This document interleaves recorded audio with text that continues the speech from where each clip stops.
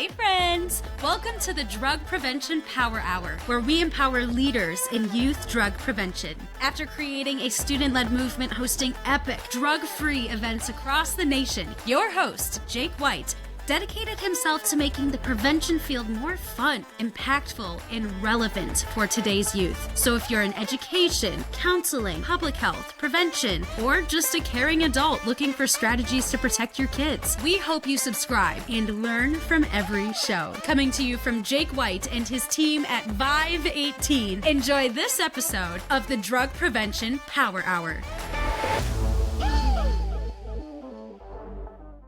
Welcome back to another episode of the Drug Prevention Power Hour. I'm your host, Jake White, and today we are hanging out with a legend. Laura, I'm going to call you a legend. Oh, boy. Laura Stack. I don't know about that. A legend in my own mind, maybe. Right? Well, I'm going to tell y'all a little bit about Laura, and then we're going to dive into what she's up to. And I will just say how you can benefit from all the great work that she's doing. So, Laura, for 30 years, she was known in the business world as the Productivity Pro.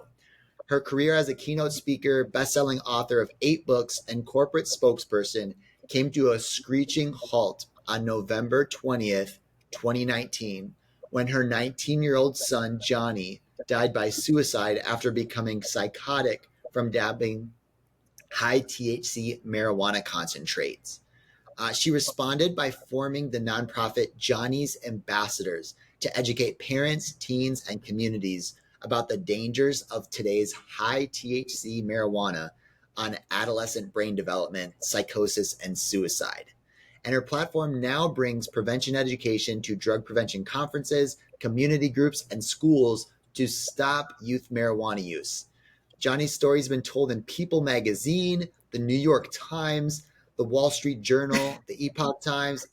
Oh my gosh, y'all been everywhere. Yeah, there's PBS. Like, this is wild. And you even received the Drug Free America Foundation's Moxie Award for protecting youth from substances. That was fun. The Leadership and Advocacy Award from the National Speakers Association. Oh my gosh, there's a list of there as well. But when it comes down to it, I want to highlight your book. So you wrote a book called The Dangerous Truth About Today's Marijuana, Johnny Stack's Life and Death Story. Yes. And you are an unstoppable force for this movement. So thank you, Laura, for being on the show today. Unstoppable. Thanks, Jake. I would say you are unstoppable. So thank you for having me. I'm honored to be here and happy to share whatever I can. Of course. Well, let's jump in then. I mean, Laura, I see you at all these conferences. We see. Are you going to CADCA next week? Are you going to be? So I usually go to CADCA, and our daughter just had our second grandson a few days ago. So I will miss you all. But we're going to skip mid-year in favor of snuggling our new grandson, Adam James. But I'll be back in January, or I guess it's going to be February at Forum. I typically wouldn't miss. So let me know if you need materials. I'll send you a whole bunch of stuff. Oh my gosh, that's awesome. I'm sure, I mean, your materials are everywhere. I'm sure they will be there. Someone will have. I would love to. We've got swag, stuff. We've got magazines, we've got brochures, we've got pamphlets, books, everything you need. Just let me know. I'll send you a bunch of stuff. Yeah, that sounds great. I'm glad you're going. It's so important to be there and talk about how we can help our young people. So glad you're going to be there. Absolutely. Yeah. I'm excited. We're getting the opportunity to keynote this year, which has not happened before. So it feels like a big celebration and to be more part of the student experience because we've been a part of the adult experience before. Yeah, they're going to love you. Love you. Yeah. Thank you, Laura. Yeah. Well, tell us, Laura, a little bit more about, like, if we had to get an introduction to Johnny's Ambassadors and what you're up to. You do a lot.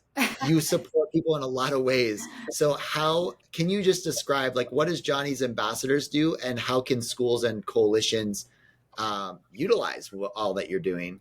Well, yes, thank you. Our nonprofit mission, as filed by to the IRS, is to educate parents, teens, and communities about the harms of THC use in adolescents. So that's what we're trying to do. So we really stay in a prevention, awareness, education mode. That's my background. I get very stressed out when it comes to policy and legalization and all of those issues. So we have a lot of partners that we've lined up to work with us in those areas. So mostly my job is creating resources. So whether I am creating materials or documentaries or literature or flyers, which is all free, by the way, my time is really spent talking with people, researching, and I get most of my ideas actually from teens. So full time, Monday through Friday, when school is in session. So not right now because it's the summer. So like September through mid-December, and then kind of January through May, my husband John and I are on the road Monday through Friday doing assemblies. So I did 211 assemblies last year. Wow. Yeah, it's just crazy. So I've talked to almost 500,000 teens myself. And so that's my real love, is to be with them eye to eye, face to face, knee to knee, voice to voice, and tell them the data, the research, the science. And then they come up after and give hugs and ask me questions, and they talk to me because, I don't work there. I'm not a teacher. I'm not a threat. And they ask me questions and they tell me things, and I talk with their parents. When we do conferences or parent nights, I get a lot of really great questions, and I kind of take this all in, and then I just create materials. So that's how we get most of our funding, is through assemblies. So that is the one thing I do charge for, to be completely transparent. That's how we get most of our funding, is from assemblies. And then we take all that funding and then we create materials, which then are free. So we provide materials for teachers, for parents, for medical professionals, for communities, for coalitions, for anybody who needs it on THC. So we have PowerPoint and online learning modules and brochure. I mean, it's a little overwhelming, Jake, but pretty much anything anybody needs to take into schools and communities to educate on the harms of youth THC use. That's what we do. I think I would be safe to say we probably have the best website in the world on THC prevention. That's what it provides, is education. So that's kind of a short answer to everything that we're doing. That's incredible. So it's like, if you need to know something about THC and its impact, just in general, THC impact on the adolescent brain, like all the surrounding things. Yes. And then you have all these guests. Like, I'm going to point out too, you have this webinar series with all these incredible people and doctors and scientists that come and talk about it. Hundreds and hundreds of hours. Yes. With world renowned experts, doctors, scientists, researchers in cannabis and their impacts. And it's all free, right? It's all on the website. We have a conference every year. We just finished. We do 15 credit hours in a 2-day conference. We do that every summer.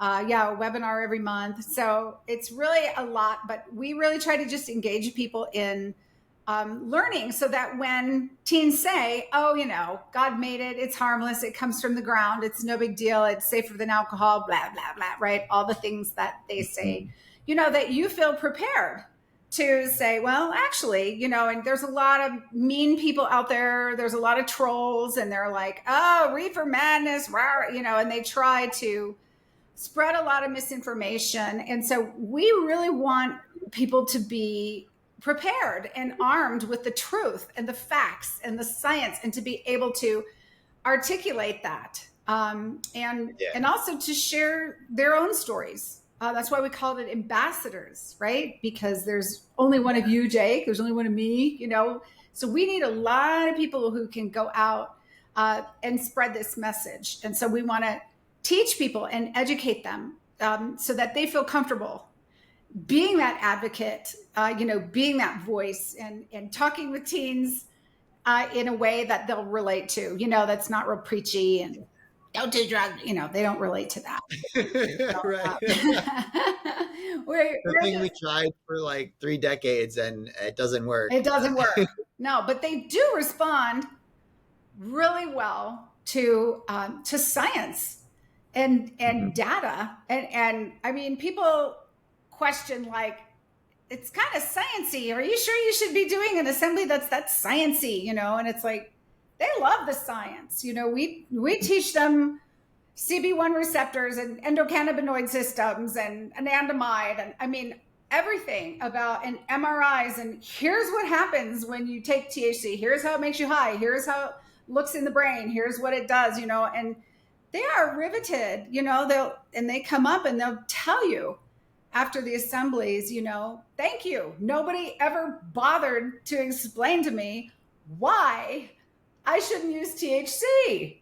And this makes a ton of sense, and I never judge, I never preach, I never lecture, but I try to kind of weave Johnny's story through it because it really anchors certain points. And they're like, wow, that could have been me. Like, he was just like me, so his being that Johnny's ambassadors, I think, is what is really a good anchor.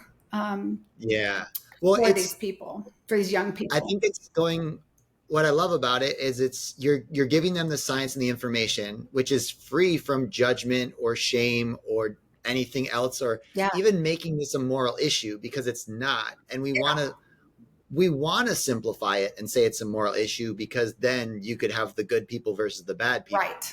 But it's not. It's like these students are coping with real challenging situations. Yeah. Their environments they're growing up in is way different than the environment that you and I grew up in. And their parents are often using, right? And their siblings and their friends and family, and it's cultural. And you stand in an auditorium with 2,000 teens, 30% of them are using. It's like you can't just pretend like that doesn't exist. Right. Or demonize those people so that they don't listen to you. You have to bring them the science so that it's like, hey, this is not me against you. This is us together trying to help you live the best life possible. Got it. Here's some science behind it. And here's how to make, decisions. This is to inform your decisions. I mean, and we're not going to be able to keep them from using, but if you teach them I can't tell you how many times the teens will say, oh, I was about to go out to the parking lot and use, right? I mean, and it changes them right there. And I know out of every audience, 3 out of 10 are using, like 2 out of 10 will never use, right? We know that.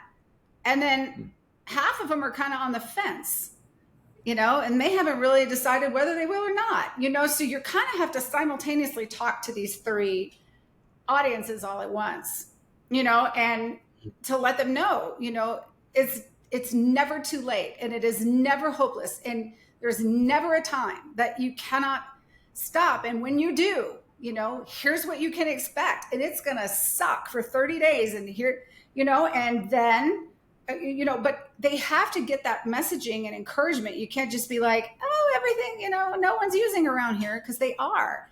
And I don't teach harm reduction. I'm not like, oh, just use this less or use this many times, or hey, no THC use is good for the brain at your age, and here's why. But you do have to live with the reality of what's going on in the schools. And I think that they are pleasantly surprised by that, that someone's actually willing to meet them where they are without judgment and lecturing. And just be like, I'm here because I love you, and I believe I have really important information that I want to share. And they like that. They like that. Yeah. So that's kind of what we're trying to get parents and people to use that kind of languaging. Well, and Laura, I learned something from you recently that I started sharing. I think it was on a video that you posted when you were speaking. Oh, and great. You had mentioned that, and I can't remember if this is the way I rephrase it or what exactly you said, but we always share the danger, right? Yeah. It's like, hey, using at a young age, you're at more risk and danger of developing an addiction and experiencing these life-altering things. Yes. But, and I think you said it this way, the good news is that when your brain is young and it is, your neuroplasticity is like, I don't know, more available or whatever it might be, is you can also quit easier. So the consequences are easy to experience, but also the rewards of quitting are easier available. Yeah. I think it was you who learned that. Neuroplasticity. You're using great words. I love it. Yeah. No, I mean, it's very true. And you do have to let them know when they quit that it isn't going to be easy. This isn't like pie in the sky, blow sunshine up your butt. Yay. I mean, it is real. THC is like the hardest thing to come off of compared to most substances. Many of them just can't. And you have to acknowledge that reality and tell them what they can expect, for 30 days. And then, to let them know, hey, here's the good news. Your brain has that plasticity. It's going to continue to pick up and grow. It's going to improve. I mean, Johnny used to tell me it's too late for me. I want them to know it is never too late. And it's encouraging. You have to give them a little bit of inspiration because they're a lot of them then get depressed and anxious and unmotivated and stuck. And, they want someone to come on stage. That's why they love you so much. I mean, you have such great energy. You're inspirational, you're rah-rah, look at, what life can be like without substances. And, how do we get high on life and what do we do instead? And they need to see what the alternatives are, for that. Because a lot of them got into this accidentally. I mean, Johnny was just looking to party. His friends, they just wanted to try to get high. It's not like he was depressed or self-medicating or anxious. It's not like they hit a vape thinking, oh, I'm going to get addicted. Right. It's just kind of a party drug, and some of them get roped into it and then they feel like, oh, I'm screwed. Oh, okay, well, I ruined my brain. Thanks. So you've got to, give them that hope and inspiration. So that's exactly what you're doing. So great. I'm glad you're using that. Yay. Yeah, you and me both now. Well, I definitely want to pick your brains, or at least give our audience some tools that have maybe been helpful for you, because you've grown this movement. I mean, it's everywhere. When I look at different coalitions and organizations and schools, and you've worked really hard at it. You're pooling your resources. You're a great connector. If you had to identify maybe a few things, which you might not want to do because you're very humble, but Laura, help me out. How can people that are involved in coalition work get a little bit better each day? And what are some skills that maybe they could develop or work on, or strategies that you use that you think have allowed you to stand out and grow Johnny's ambassadors so much? Wow, that's a great question. I don't know if anybody's ever asked me that in that way, but I mean, I'll just tell you my personality. Okay. So, I am very good at saying no. Very good at saying no. And we have 2 employees. I mean, my husband and me, that's it. And I have a couple contractors who help us out with IT and some admin work, and that's it. And people are like, how can you run this nonprofit, just the 2 of you? And it's because we are laser focused. And it allows me to say, yes, no, yes, no, yes, no, right? This fits, this doesn't, this fits, this doesn't. And when people come and they're like, oh, we want to get involved in a lawsuit. Okay. That's not what we do. We do education. Oh, we want to go storm Capitol Hill and, get some, that is important. That needs to be done. And I'm not your gal, right? Here's the right person. And so I think we've developed a wonderful web of people around us so that I can say, here's this person, here's this person, here's this person, because my goal is to be helpful to every single person who reaches out to me. And if I'm not the right person, I want to get them to the right person, but I want to make sure I don't get my fingers in it, because it just splinters your ability to focus on your mission. And I see so many people who are getting caught up in things that are outside of what they're supposed to be doing. You have your priorities that your coalition is focused on, whatever your substances are. I get emails from organizations who want me to promote like a fentanyl thing, and it's like, we focus on THC. That isn't something I can have the bandwidth to do, but here are some other places that you can get this done.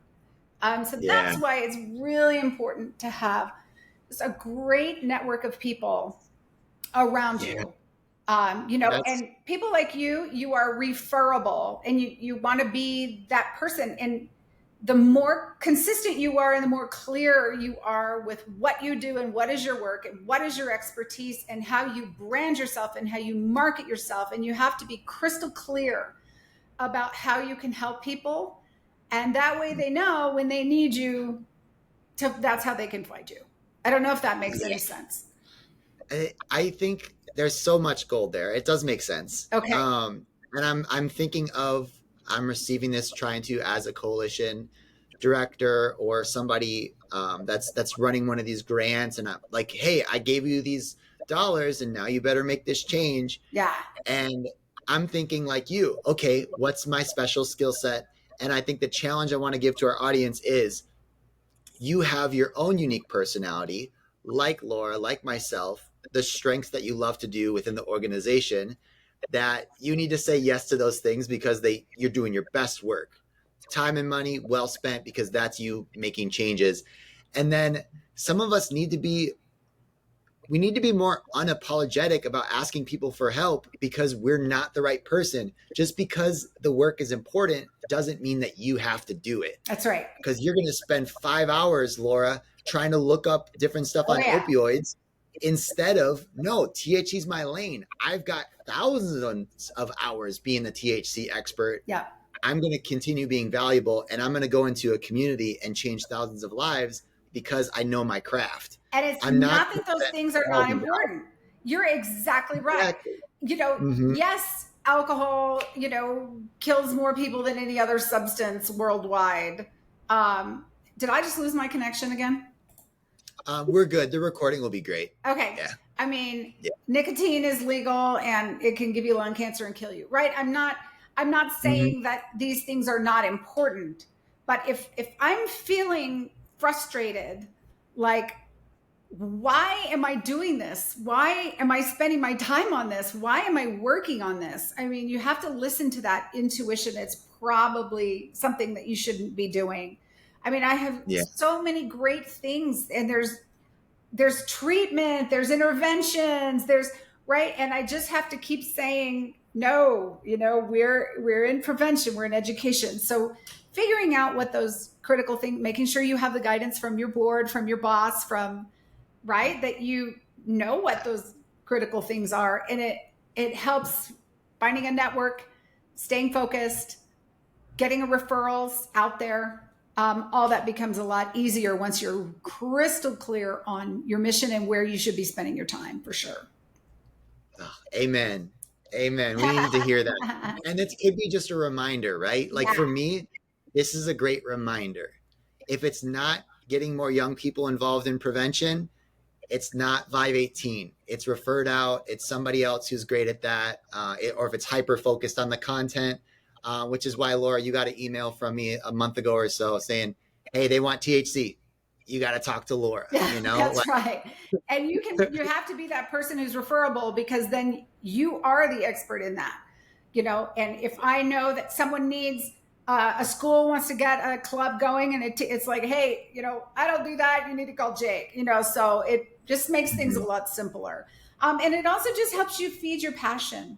And spend more time on the things that you love and less time on the things that you don't. And when I have things that I'm not an expert in and I don't know what I'm doing, that's when I know I need to get help, hire it out, find a contractor, delegate it, get a volunteer, so that I'm not wasting time on things that are not my gift and my talent. Oh, that's so good. All right, Laura, before we get to the final question, I want to help our audience by highlighting some other opportunities that are on your website, tools that you've built Yeah. that they should probably check out. Okay. One that comes Sure. to my mind right away is your you have like a interactive educational game Oh, that yeah. teaches people about THC, and anyone can use it, right? Like you have a little training maybe, or they don't need it. They just go and use it. Yes. So we have all kinds of things that you can use in the classroom and at events.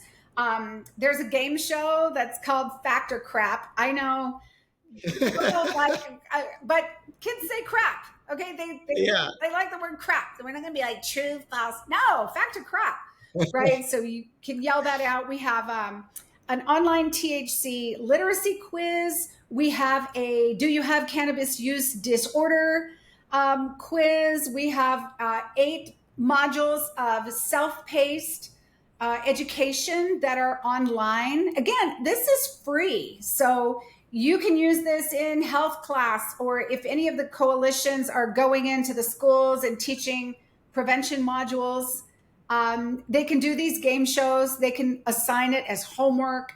There's all sorts of worksheets. There's PowerPoint that's free to download and use with notes, like exactly what to say.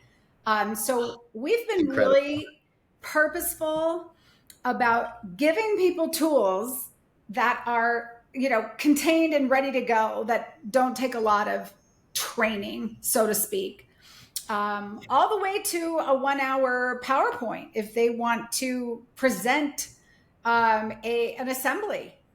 If they feel comfortable standing up in front of 2,000, or make it smaller, 100, or do one class at a time, and they want to do my talk. It's not exactly my talk because they're not Johnny's mom, but it's the content slides are free, and I tell them, even if they just put a slide up and read it, right? We want to make everything available for people to be able to go into the schools, go into the communities, talk to parents, talk to teens, and be able to educate them without me. If you use all this stuff, you do not need me to They can be an ambassador, exactly, like you were saying. Like they can be one of the ambassadors. The one too, I just saw you have a documentary now. Yes. So thank you. Tell us about that and how we might use it. Yes, we had a very generous donor, sadly, whose son also had cannabis-induced psychosis, like Johnny did, and gave us a very generous donation from their foundation to make a film.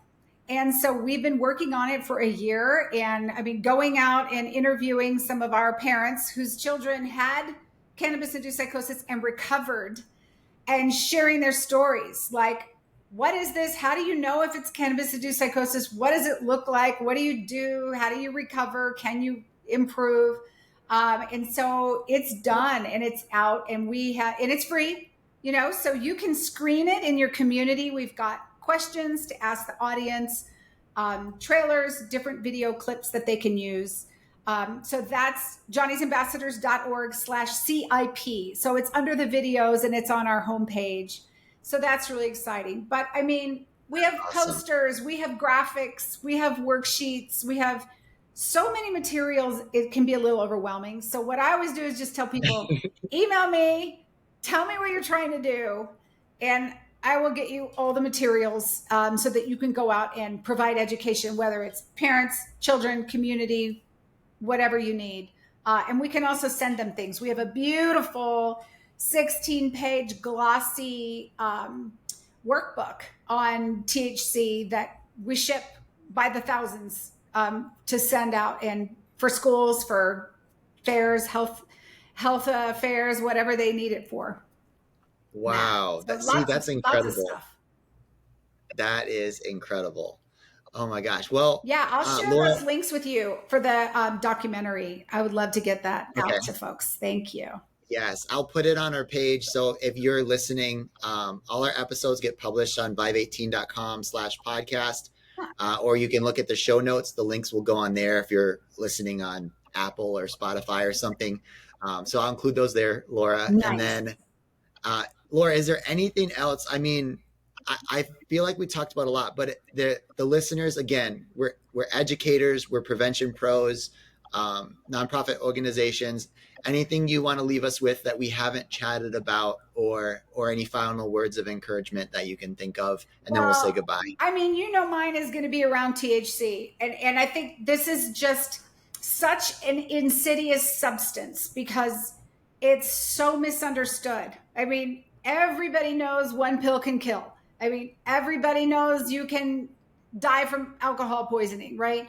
Very few people understand the mental harms, the impacts, how THC changes the brain. So I would just encourage people who haven't really gotten into the research and the data to spend some time doing that, because people come out changed, like, wow, I had no idea about any of these things and how harmful it is. They just think it's this, innocuous, it's just weed. I smoked it when I was a kid. And most people have no concept of how different it is, how potent it is, how the vapes, the dabs that the teens are using are so strong, like smoking 50 joints from when I was a kid.